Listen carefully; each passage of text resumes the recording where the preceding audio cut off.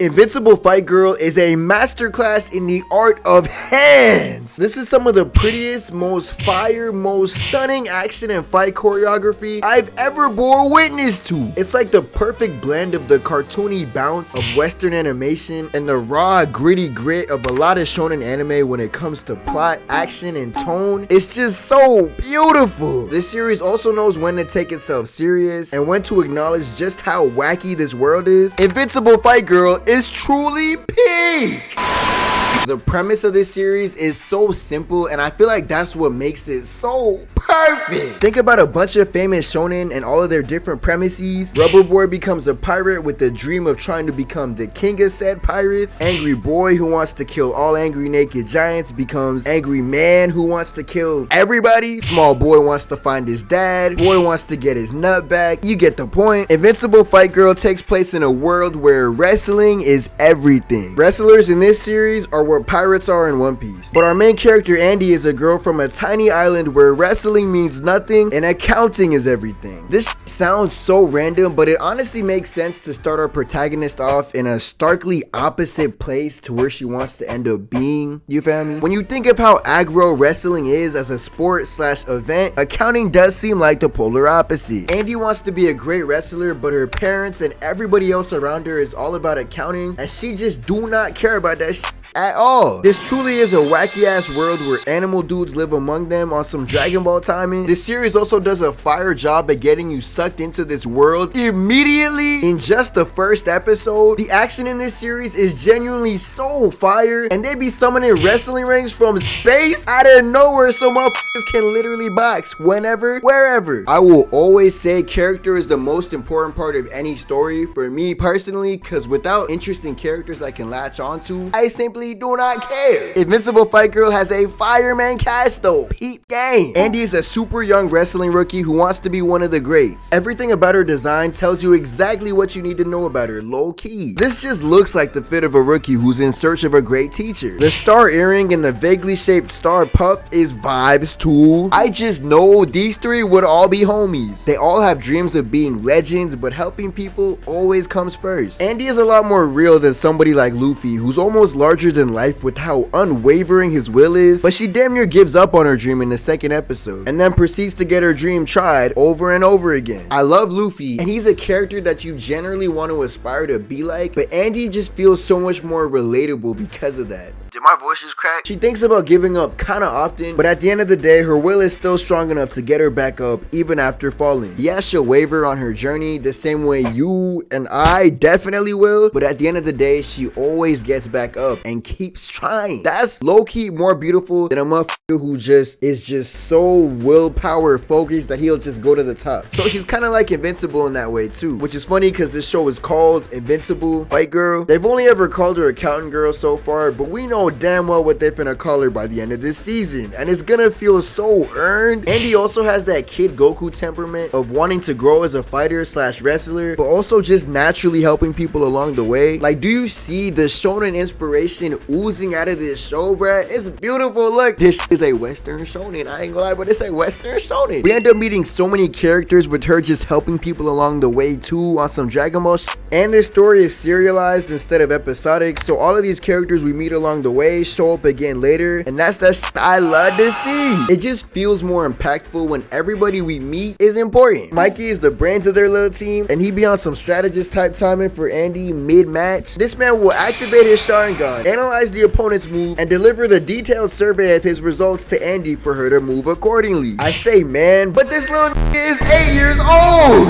I'm telling you, bro, this world is wacky as hell, and I love it. Then there's Craig, who came straight out of the scammer natural habitat. I just know this nigga from Atlanta. All he do is scam, bruh. This is a slimy nigga. His intro to this series is scamming the out of Andy. He's her manager and also the money guy, and he's actually not a bad manager, low key. There's so many other side characters with such fire designs that we meet along the way too. And Brandon is an absolute GOAT, but we gonna put a little pin in him for later. Birdie is a demon, bruh. She fire as and opening act looks so motherfucking clean. Peep the the locks too. This is one arrogant ass dude though, but that's kind of the whole world of wrestling. There's so much ego and pride baked into so many of these wrestlers, and it's very obvious that true strength comes from elsewhere. Queso Plana is low-key the all might of this world, slash Rogers, slash one of the greatest wrestlers to ever live, who then strangely went ghost out of nowhere. And just based on how she feels about wrestling now in her older age, there's so much more to this than big muscles and flaming hot egos. In fact, we literally see those attributes rip a family apart later in the season, and it's low-key sad as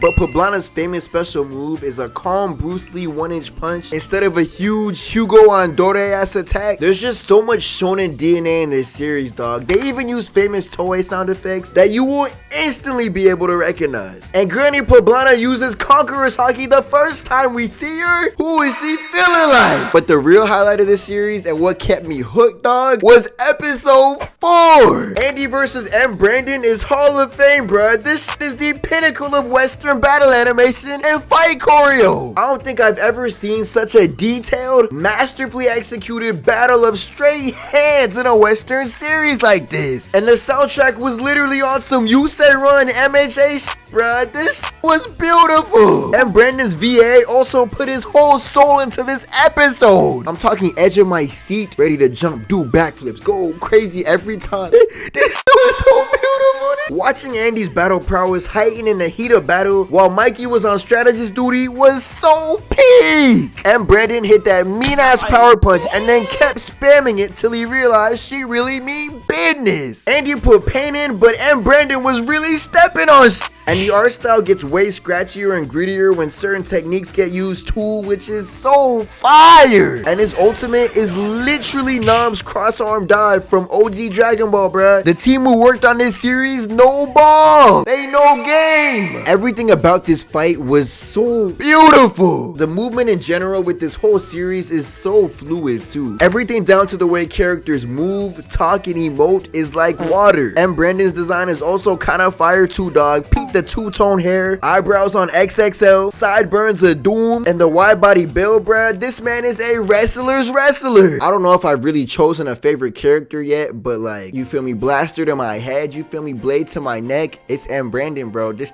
is just fire, bro. This is just cool, bruh. I want to say opening act, but like, I feel like we just haven't seen enough of him yet. Opening act, and Brandon and Andy are all like my 3 contenders for GOAT. It's probably right now it's and Brandon, but I ain't gonna lie, opening act, bro, that cool. Andy's the main character, so low-key feel like cheating, so like I'm not gonna like say that Andy's my GOAT, but like he's also Mikey's older brother, and I think it's funny nobody in this family got a nose, bruh. They gotta be related to Krillin. As of the recording of this video, we're like 8 episodes deep, and a little mini tournament arc just started, and it's already been some heat. Just let me see more of opening act, bruh. This cool as his name being opening act is kind of crazy though. Like, wouldn't you want to be like main event or like title fight or like title card? Like opening act, just like, do you not believe in yourself? Based on this design alone, you should be main event. I'm low-key hoping Andy body this nigga, sweep him up, fold him like a lawn chair. But hey, put up a fight though. We need Alex from Streets to pop out, bruh. I just know he would be a star in this world. Invincible Fight Girl is just such a fire series, and if you haven't seen it, I ain't gonna lie, it might be time to tap in. It's also so fire having a melanated main character, bruh. This shit means something to me. But yeah, shout out Invincible Fight Girl, and shout out you. I can't feel my face right now, I'm burning up. I got this feeling that I won't come down, like, got this feeling that I won't come down, like, got this feeling that I won't come down,